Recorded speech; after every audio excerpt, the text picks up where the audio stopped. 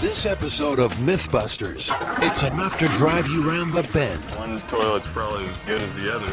Our new host gets a hazing, then a blazing, as we turn up the heat on the exploding toilet myth. He's still holding the cigarette.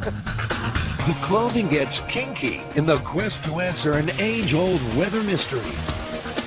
And staring down the barrel, Adam and Jamie take aim at the myth of the magic bullet. Who are the Mythbusters? Am I missing an eyebrow? Adam Savage. I always enjoyed seeing Adam in pain. Oh! And Jamie Heineman. Jamie wants to be. Oh. Between them, more than 30 years special effects experience. Feels kind of sexy. They don't just tell the myths. Farewell, cruel world. They put them to the test.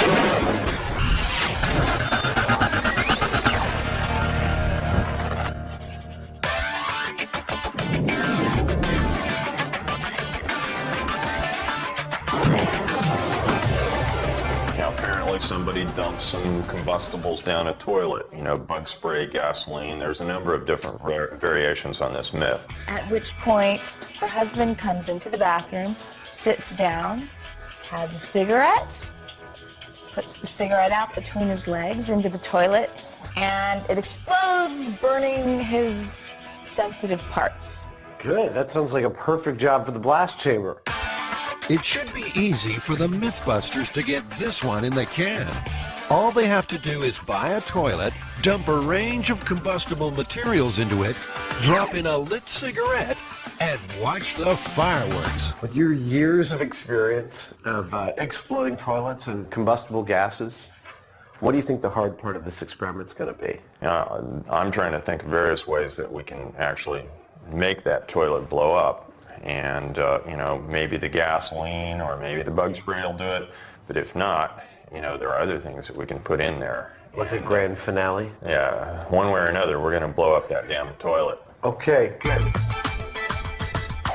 First step, down to the local junkyard on the lookout for a toilet. Now you'd imagine that most toilets are pretty much the same, but Jamie's being fussy. Well, there's less water in the closet. This one's too shallow. The explosive we're going to put in here is heavier than air, so it's going to rest in the bowl. The deeper the bowl, the more explosive force we get, the better the result. I don't think it really matters. You know, one toilet's probably as good as the other. This one doesn't have a top.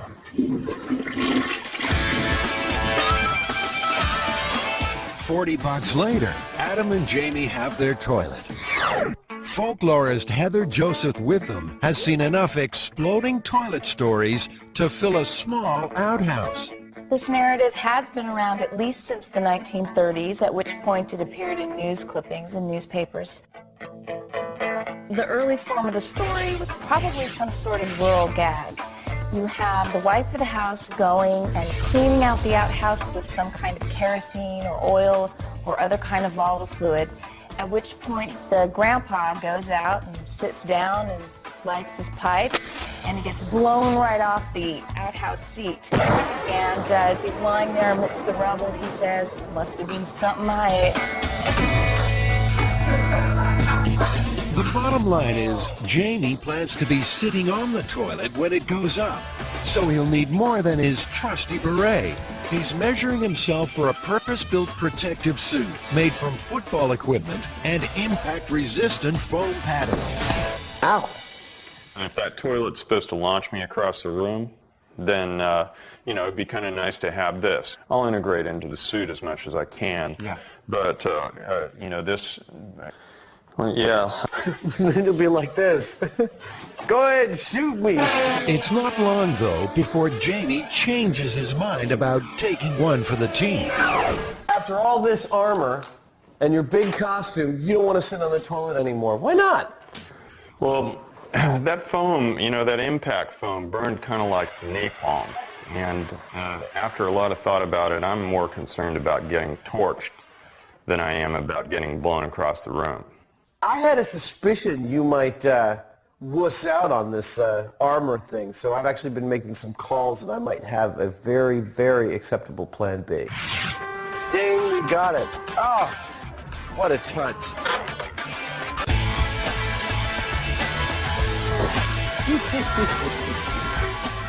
In this box right here is the new star of Mythbusters.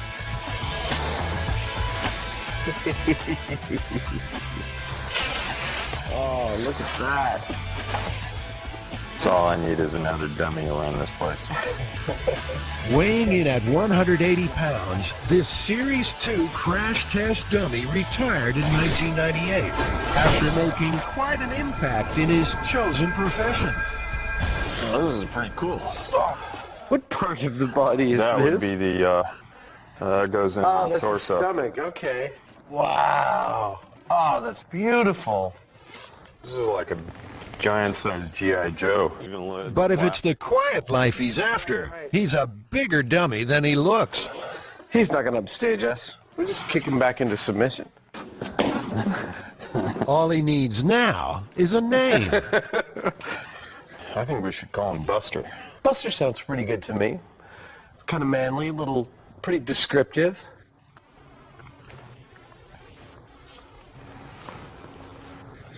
He doesn't have any ears. The next step, Jamie has to build a remote-controlled hand to drop the cigarette.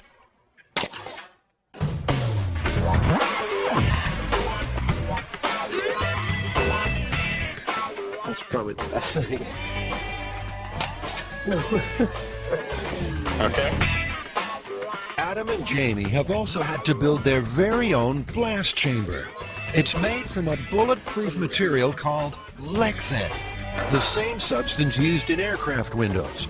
Hopefully, it will survive its maiden voyage.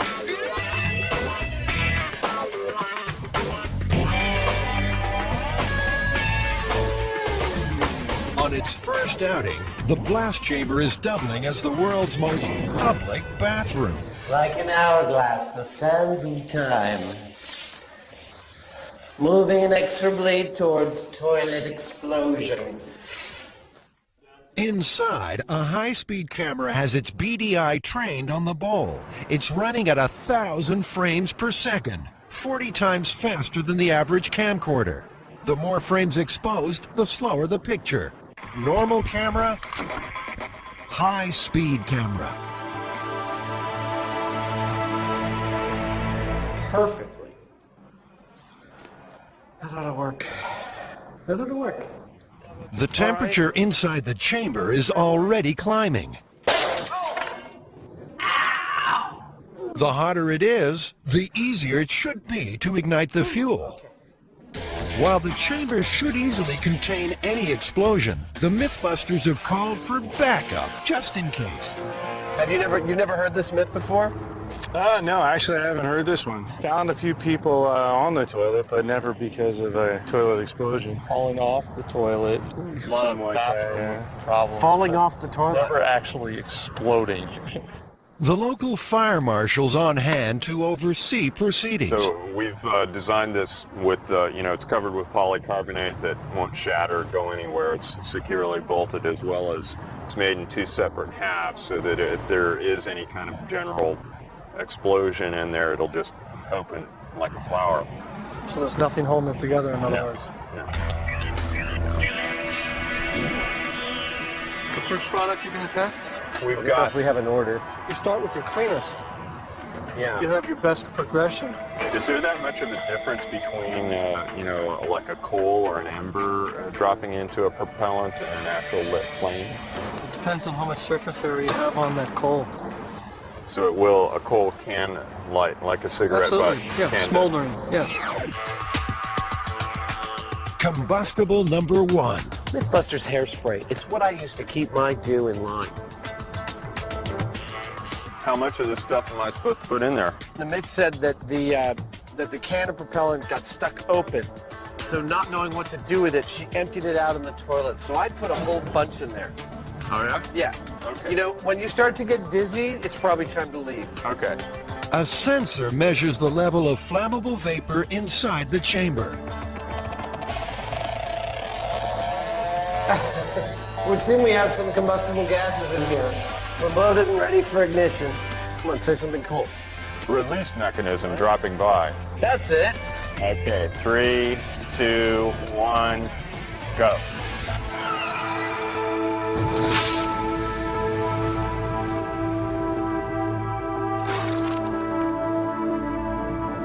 Nothing. Not exactly hair-raising stuff. Well, time to move on to the next test. Bug spray. All right. All right. Well, This is powerful porcelain. It seems the smoldering tip of the cigarette is not producing enough heat to reach the flash point of the hydrocarbons. I mean, we're totally duplicating the circumstances of the myth. Lit cigarette, bug spray. It's not like anyone tried to reach an ideal air-fuel mixture. bug spray and hairspray aren't the most flammable things in the world. And also, you know, it's a cigarette with a coal on it. It'd be better to have a nice open flame to it. It's time to move outside the confines of the myth and see if a naked flame can spark some life. More bug spray. If it doesn't do it on this one, I don't think it's happening. We still got a few more things to try, though, so be patient. All right. This time, Jamie's giving it both barrels. The sensor's squealing. Okay, here goes. There, go. Did it go in the toilet? It did, and there was actually a little poof in the toilet. Well, hardly 4th of July. Poof! We have poop. Testing 1, 2, 3. Time for butane to step up to the plate.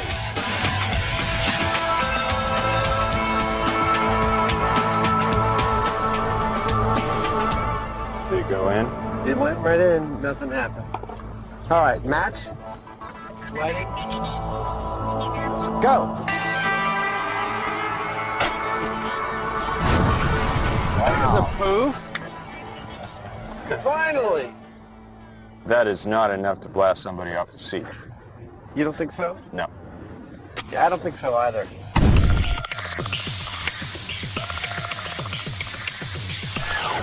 The Mythbusters are struggling to make the exploding toilet myth anything more than a flash in the pan.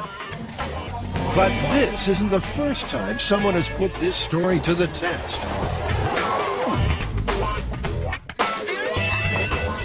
Dr. Robert Slay first heard about the exploding toilet myth in the mid-70s. Intrigued, he conducted his own myth-busting experiment. I myself in Texas in investigating this with a large watermelon, and a full can of spray was only able to singe the bottom of the watermelon, not to have it leave the toilet. Dr. Slay says these stories are invaluable in a field where every day is a matter of life and death. I think they're therapeutic in the sense that it relieves stress. We know that humor used appropriately, particularly in tense work situations, tends to make people perform better. As you may well know, there are studies that show that people are more creative. They think of better solutions when they're working in what they call a fun environment or a place where there can be humor. Undeterred, Adam and Jamie head back to detonate this toilet. The myth is looking kind of unlikely at the moment, although, you know, gasoline is the big one. What do you think? Does that work? Oh, that's beautiful. Surely, dropping a cigarette into a pool of gasoline will produce some type of reaction. Let's get a wet towel ready in case the extinguisher fails. Silly housewife, pouring gasoline down the toilet. Are you ready? I'm ready. Lighting cigarette. Okay, I'm gonna drop it. 3, 2, 1, go. Nada. But the pool of liquid simply put the cigarette out. Try again, this time using the naked flame of the match. Let go. Okay, so you get a shock and a blackened backside, but it's still not the explosive force mentioned in the myth. So do you think that was enough to blow you off the toilet? No way. No way. It wasn't really like a concussive blast. I mean, it didn't, you know, I didn't see the chamber move very much at all. Finally, the moment the Mythbusters have been sweating on. It's time for Solution X, gunpowder. We have this black powder that, like, there's actually almost a full can of this. You think you could let us put it in the toilet and set it off? Sure, go ahead. Try a capful in a metal container and see what we get out of it. Okay. Now this looks more like it. The turkey basters. Oh, that's beautiful. So that made a nice woof, actually. Yeah, it did make a very nice woof. I saw a movie like this once.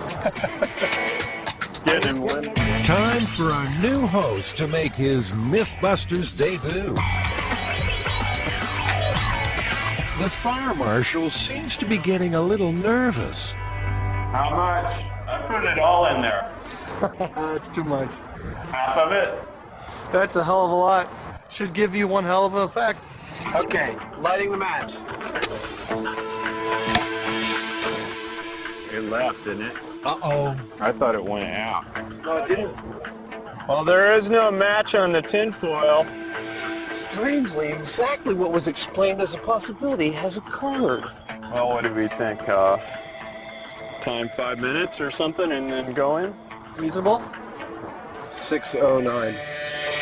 Sit tight, Buster. Your moment of glory has been slightly delayed.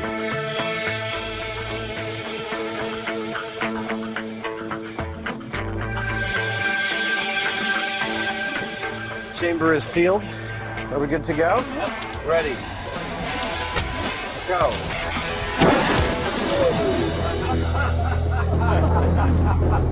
Well, I tell you what, you know that.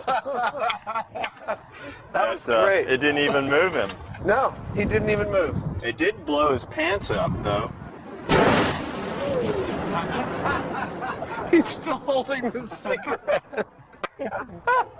That was fun. Congratulations. Not even half a tin of gunpowder could unseat our new star. If anything, it just enhanced his smoldering good looks.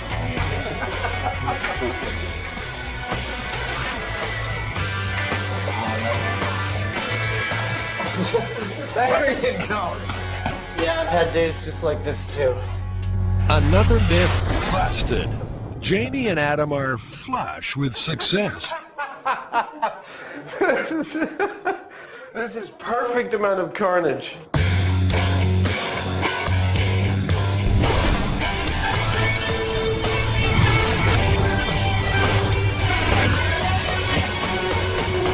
I'd say this, there's no way that you can put any combustible into a toilet that would move you. And what about their new co-star? I think you work fantastically. In fact, we were able to set fire to his clothes, and he doesn't seem any the worse for wear. I mean, he smells a little bit, but I think he did fantastically.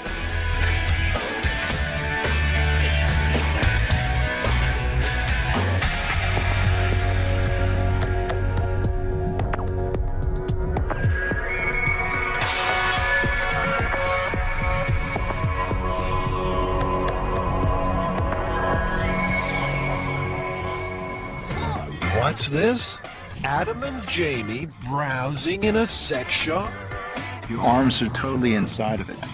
What sort of depraved myth-busting challenge could possibly call for such kinky clothing? The myth that you stay drier if you run in the rain. Basically, it's a bit of practical advice. Run if it's raining, and you won't get as wet than if you're walking. Seems to make sense to me. Common sense? Since when have the Mythbusters let that get in the way of a challenge? The idea is someone walking through the rain will stay in the rain longer, but the rain's only falling on their head and shoulders. Whereas someone running through the rain is actually picking up rain on their entire front. So what? We just wait for the next rainy day and go for a stroll? No siree. The Mythbusters will need controlled conditions. We're going to have to be really careful about this. It seems like a simple thing. That seems pretty straightforward. Yeah, but there are actually a lot of factors to consider. You've got, the velocity of the rain. You've got the speed that you're running. You've got all these different things to factor in there. The setup, an indoor course 100 feet long, which Adam and Jamie will walk, then run through in a downpour of homemade rain. they'll wear identical cotton coveralls, which will be weighed after each test to see how much rain they've soaked up. Now, all that means they'll have to manufacture some very precise precipitation. I think the hardest part's going to be getting really reliable, consistent rain, something that's realistic. So, it's got to be the right velocity, the right drop size, nice even spread over a big distance like this for us to get a good, consistent run. At this early stage, what do Adam and Jamie think will happen? First you walk and spend more time in the rain. That's your idea? Mm-hmm. I'm going to disagree with you just for the hell of it. And I'm going to say the person who runs through the rain gets wetted. When it comes time to run the test, Adam and Jamie will have to make sure their perspiration doesn't mix with the rain. So they'll have to wear something underneath their coveralls. Something snug and form-fitting. So that explains the visit to the land of latex. Have you ever worn latex before? I've never worn latex before. Okay. I've heard it takes a lot of powder. This one, you get in through the neck. This one, you open up the Your whole body fits to the neck. This is called, a neck entry, and all you do is stretch. It doesn't tear. I mean, it's built very strong, and you just step inside of it. And this is kind of a cool feeling because it completely closes up around you. Do you want to try them on right now? I'm not attached to trying them on right now. It seems like a lot of work. But apparently He likes it. we're going to try it on right now.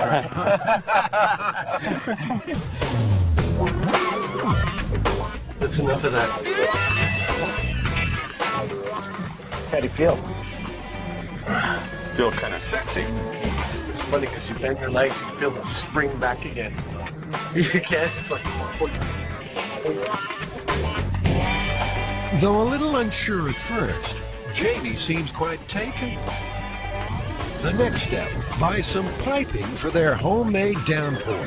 Are these things sealed just by screwing them in tight? Teflon tape. You'd have to Teflon tape. I'd rather use the goop. Yeah, It goes all right. together quick. Okay, I was trying to accommodate you. You were like, we're going to have to glue all these together earlier. And when you've done special effects for as many sci-fi movies as Adam, you see irrigation equipment in a completely different light. Yeah, here you go. This I've seen in more than one movie as the business end of some kind of big gun. So we need like 40 feet of half-inch pipe and 150 feet of 2-inch pipe.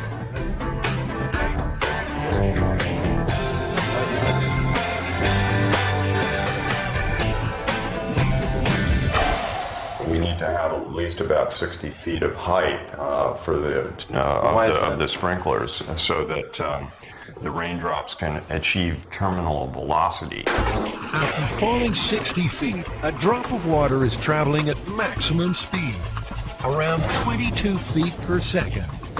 After that, it cannot go any faster, no matter how far it plummets. We'd just go up there with a hose, and squirt it down. It's not really going to be like real rain. It might be going faster or slower. We don't know. Over the years, several studies have sought to answer the question of whether you should amble or gallop through the rain.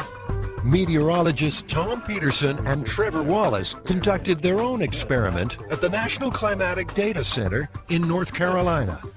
They simply waited for a downpour and stepped outside. We measured out an approximate course to try to get 100 meters, but we didn't feel like it was crucial to have exactly 100 meters because we weren't trying to see how much rain we absorbed in 100 meters, but the relative difference between running and walking. Tom walked, Trevor ran. Then their clothing was weighed. We won't reveal their results just yet. Let's wait and see how Adam and Jamie get on.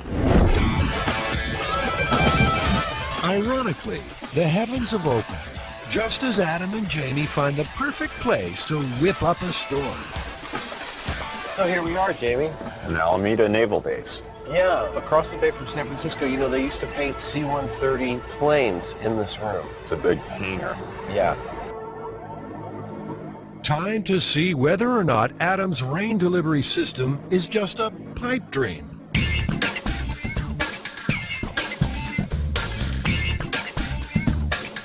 "150 feet of pipe with sprinkler heads every 6 feet. I'm actually really pleased with the way things are going. We've got half up already. I'm going to do the other half right now. And I got plenty of high points. It looks really stable. And as long as Jamie holds up on his end, we shouldn't be here too long.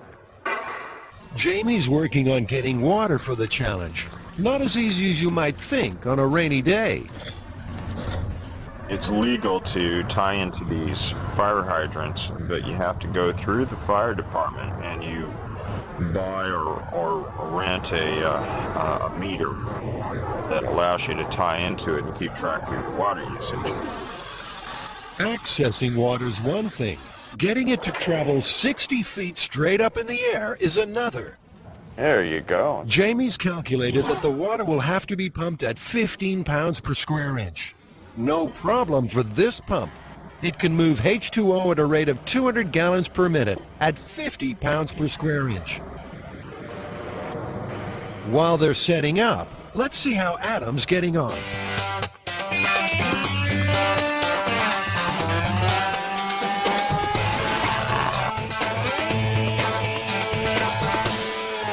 That might be enough, but you know what? I don't think so.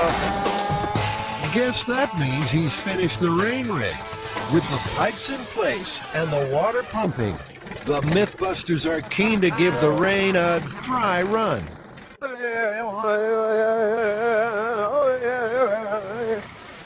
Come on, keep coming down. No, it's okay, not too much. Okay, so what's next? Well, we have to mark out a course, and it's 100 feet long, so we're going to mark it out with tape.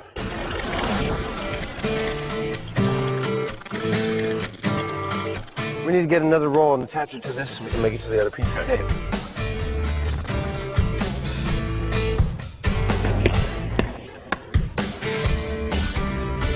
Is that 100 feet? Are we too long? Just a hair.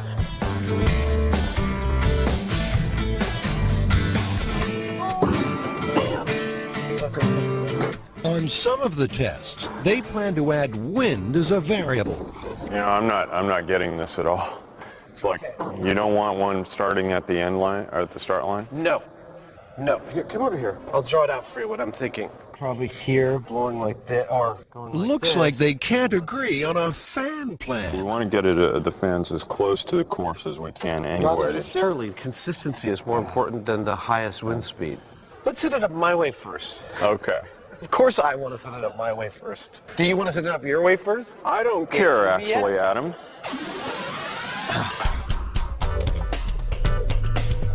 For this experiment, they're looking to duplicate average rainfall, between 2 and 3 inches per hour. Digital gauges are set out along the course. Oh, these are fabulous. It's almost like whoever invented these didn't want to get wet when they were measuring the rain. We're going to run it for 5 minutes.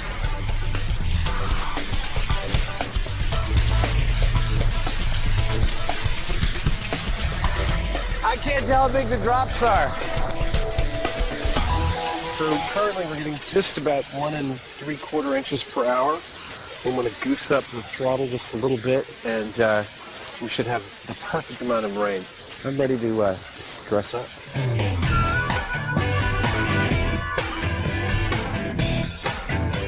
You ready? Ready as I'm gonna be.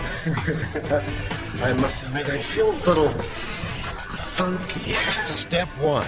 Make the rain more visible. Bubble, bubble, toil and trouble, fire burn and cauldron bubble.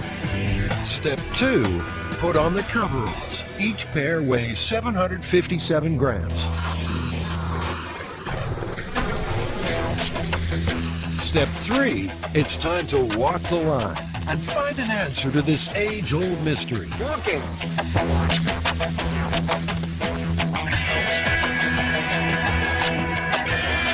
Our high-speed camera, running at 1,000 frames per second, captures every single droplet. Adam and Jamie will walk the course twice, once with wind, once without. And stop. Each take is timed. Then the coveralls are straight off and onto the scales. 785 grams. What was the original weight? 757. 757. Cool. So 18 grams of water. And the results faithfully recorded. Now, Jamie's turn to be under the weather.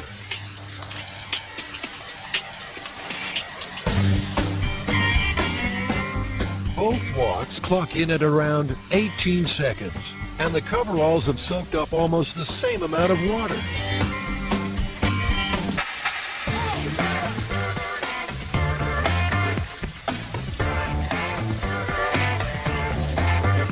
But what happens when Adam and Jamie up the pace? That can't be right.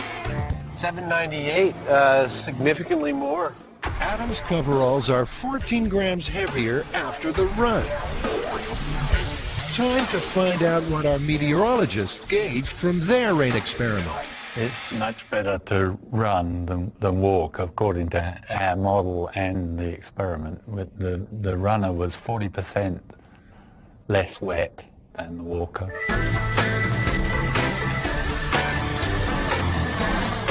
On Jamie's run, the difference isn't as great. 793. But the raw data is still pointing to an answer that flies in the face of science. The results aren't what I expected at all, actually. The numbers are really close. We're only talking about a matter of a dozen grams here and there. So when we average it all out, I think it's going to show that running, actually you get wetter, strangely. The difference is minute. Wind-blown rain makes the coveralls only a few grams heavier. The overall result, however, remains the same. At the end of the day, 8 pink-tinged coveralls tell the story. After the running, the rubber suits, the getting wet, crunching the numbers, what's the final result? What's the verdict? Better to walk than run. Really? Yeah. It was very clear. Over a 100-foot course with 2 to 3 inches per hour rain delivery. We got more than twice the rain per foot running than we did with walking. Is this one busted? This one's busted. Fact is that it's better to walk than to run in the rain.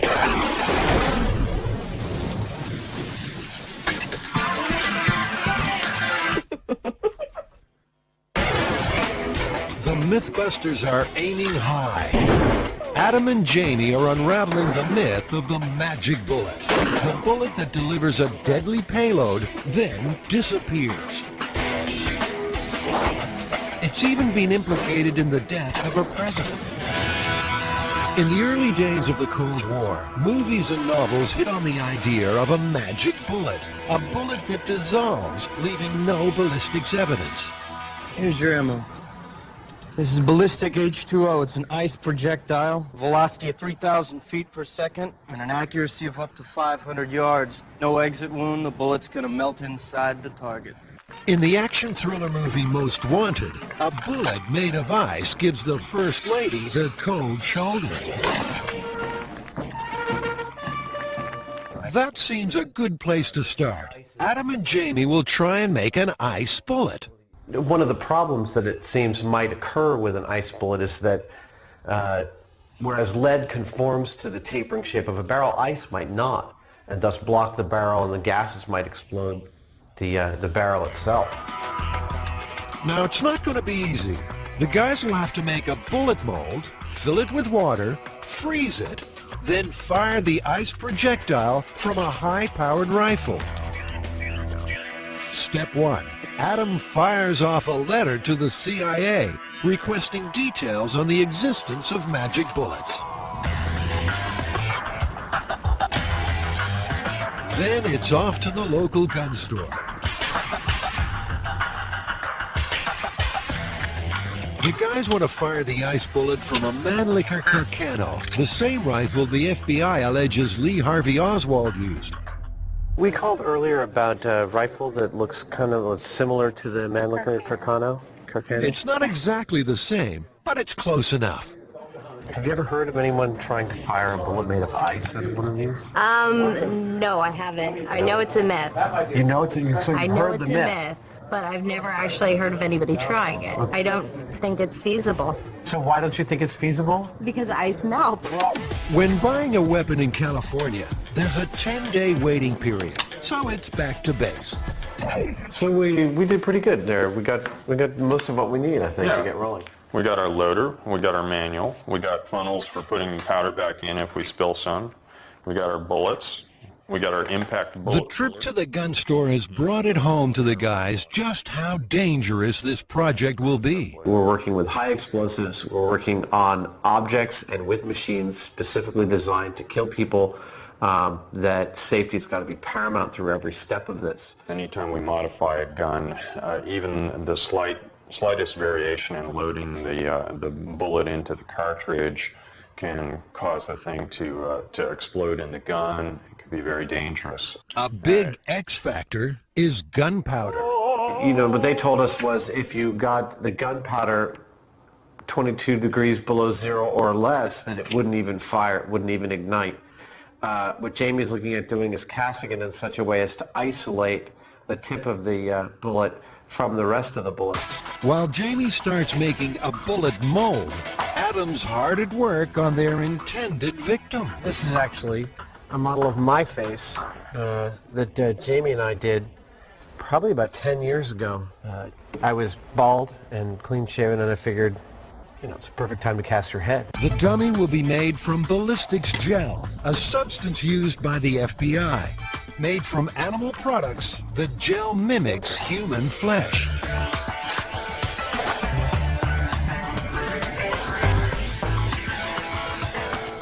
Time to get sculpting.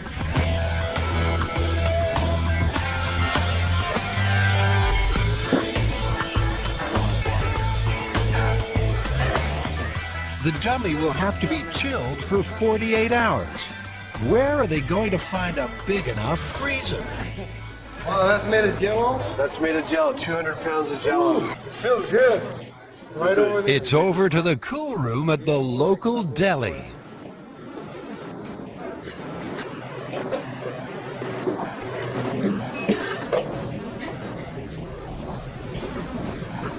Thank you very much, Sudhel. Sure, no problem.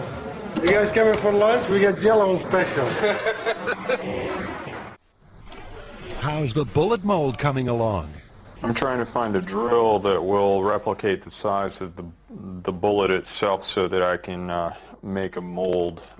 Rather than pouring rubber around this and replicating it that way, I'm going to just drill a hole that is shaped like this in a block of aluminum that I can separate. A real bullet sits in a case which is loaded with gunpowder. When the trigger is pulled, a primer ignites the gunpowder, and the explosion drives the bullet out of the case and down the barrel. Jamie will have to load his ice bullet into a cartridge for firing. That means getting the real bullet out. I barely see anything down there. That's a rim fire. Now, you're only supposed to use this tool on certain types of ammunition. But Adam never reads instructions. You know, I could have read the directions and it wouldn't have made any sense to me because I don't know what a rimfire bullet is. I would have been blissfully proceeding without thinking I was in danger. Well, I was raised up on a farm. Them's varmint bullets. Hey, be careful, you got stuff in there.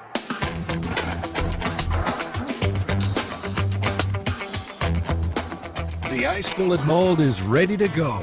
The two aluminum blocks screw together, forming a perfect bullet shape. Jamie pours water into the mold and dunks it in liquid nitrogen. Looks good. Looks like a bullet to me. But getting the bullet out of the mold in one piece is proving a problem. You know, it didn't come out all in one piece. I need to put a coating on the inside of the mold so that the ice comes out easily because it's very brittle. We don't want to break it before we get it in the gun. The alarm bells are ringing already. If an ice bullet is too brittle to survive the mold intact, how could it be fired from the barrel of a rifle? A bullet does not stop accelerating once it leaves the gun. It actually gets propelled by heated gases exploding from the barrel. Is it really possible that a simple ice projectile, no matter how cold, could withstand such forces and reach its target intact? This man says no.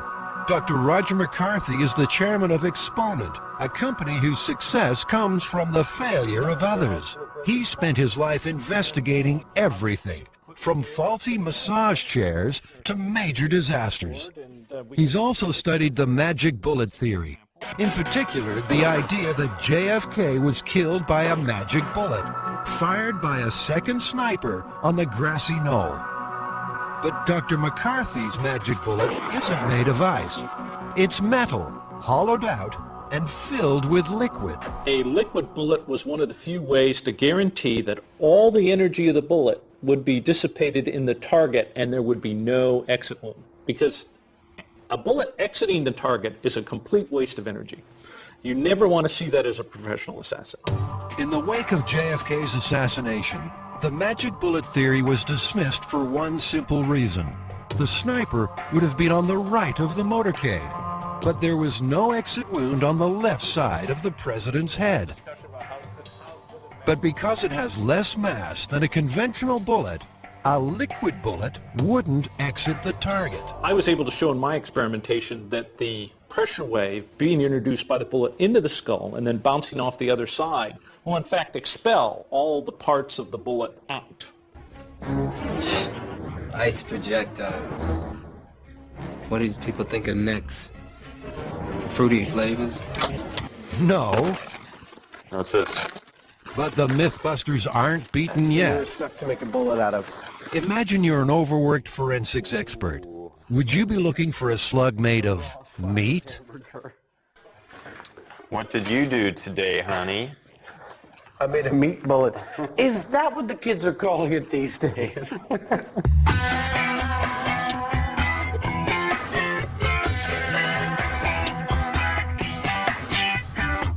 That's a hard-one steak. That's a loaded meat bullet. The result? Well, Adam's mouth's watering. I would bet you that this is the most successful test we have. Jamie's on a roll. He tries again. This time, a bullet made of simple gelatin. I've got a cold. This is looking really promising because it's not at all brittle. Why don't you mess with that? That's sealed up. That's pretty good stuff right there. Yeah, it's It's a little bit flexible, a little bit hard. It's a little bit country, a little bit rock and roll. Meanwhile, some interesting mail has arrived. A reply from the CIA. Operational files of the CIA are exempt from the publication provisions of the Freedom of Information Act. The files that would contain responsive records, if any exist, are not subject to search. What that seems to say is there's almost definitely something like this, but because it's being used, they can't tell us about it. It's not subject to a Freedom of Information Act request. request denied.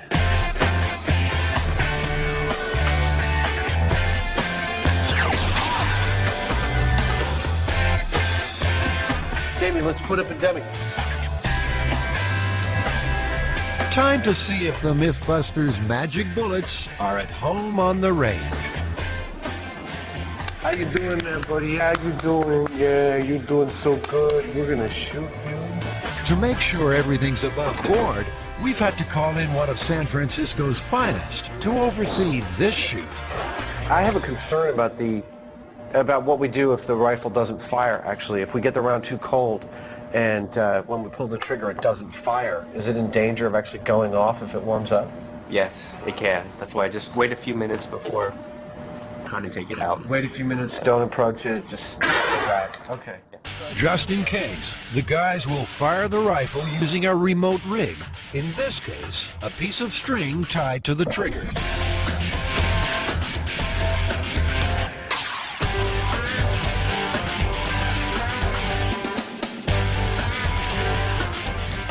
That's a nice meat bullet if I ever saw one. Which I never have. Back in the Army? But will it make mincemeat of the dummy? 3, 2, 1. Let's go take a look. The beef bullet exploded. Specks of meat are embedded in the torso.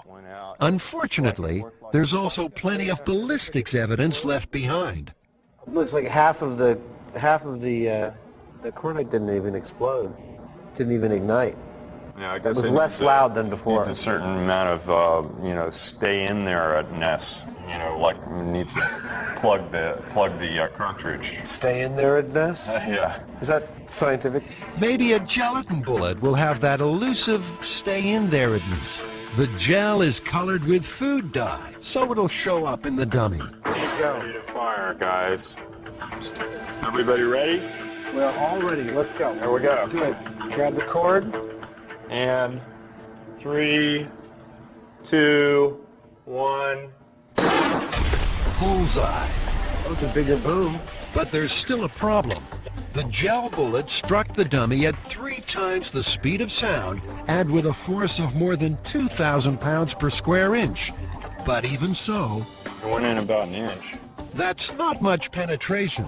If you compare the gel bullet with the effects of a real Carcano or a 6.65 millimeter round fired from the same rifle, you can see that the frozen gel just won't work if firing over a distance.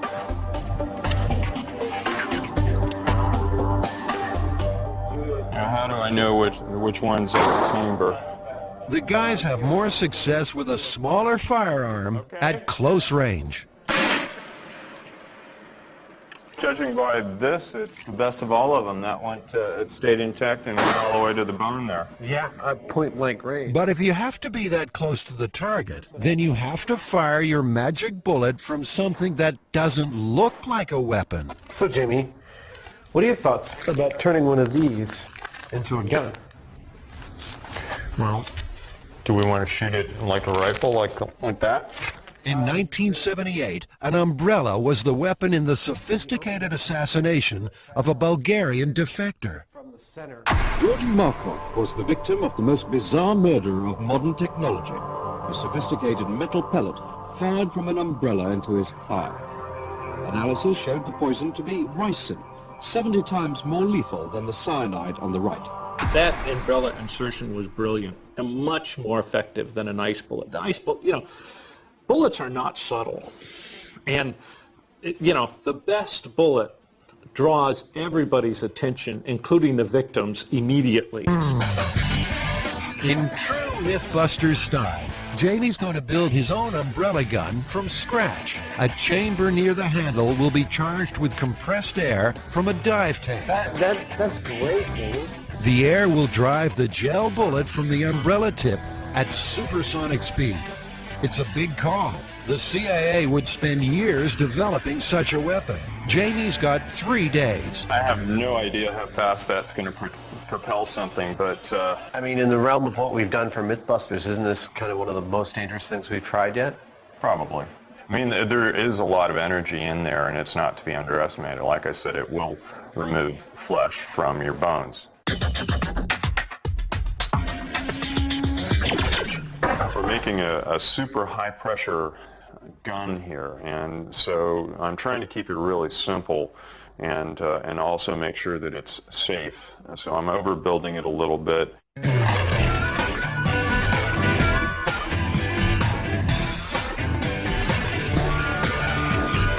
So much stuff and it's still not enough.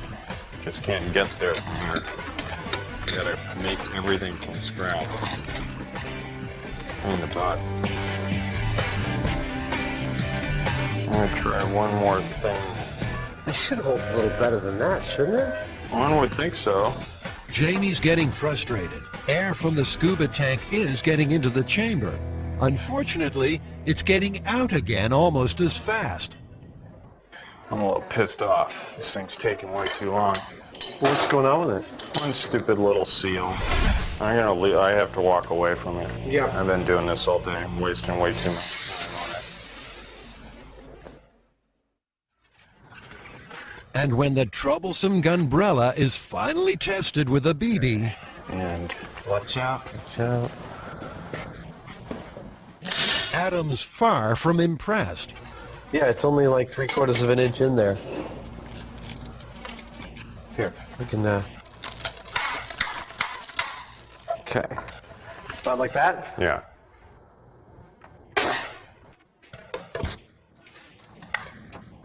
Interesting. It looks like it went in deeper.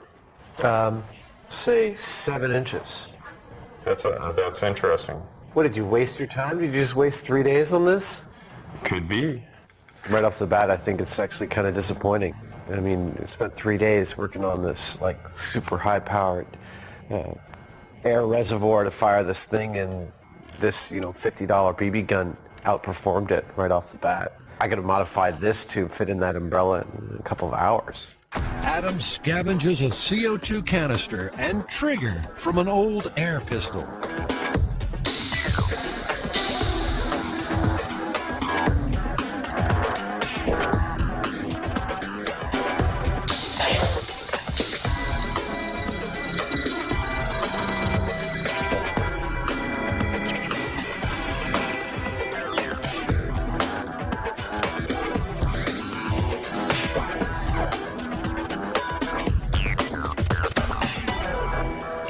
We're loaded and ready to go. CO2 cartridge from the pistol. Yeah.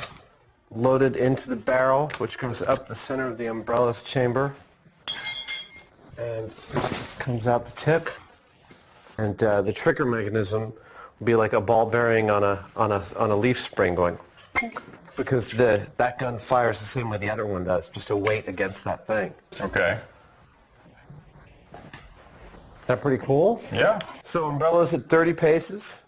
Looks like we're going to be pitting your umbrella against my umbrella. My umbrella's going to take you down. We'll see about that. Absolutely. You won't even know it's an umbrella. I mean, you won't even know it's not an umbrella.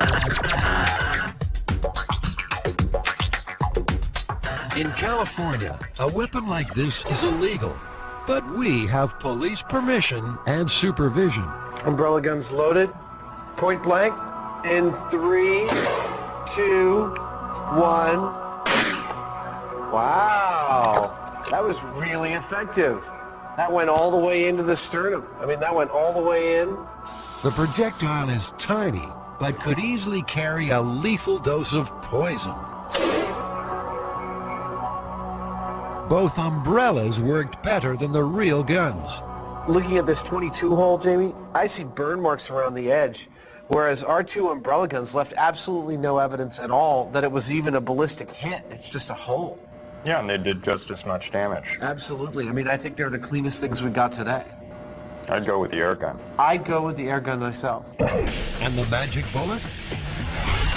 It seems any substance that would melt inside a human body is too fragile to be successfully fired from a high-powered weapon. So, myth busted? Absolutely. Does Roger McCarthy believe JFK was killed by a liquid bullet fired by a second sniper on the grassy knoll? And the answer is, we'll never know until the National Archives finds President Kennedy's brain. Because President Kennedy's brain was not buried with his body. It was put in a specially sealed container and given to the National Archives for safekeeping. They have subsequently lost the president's brain.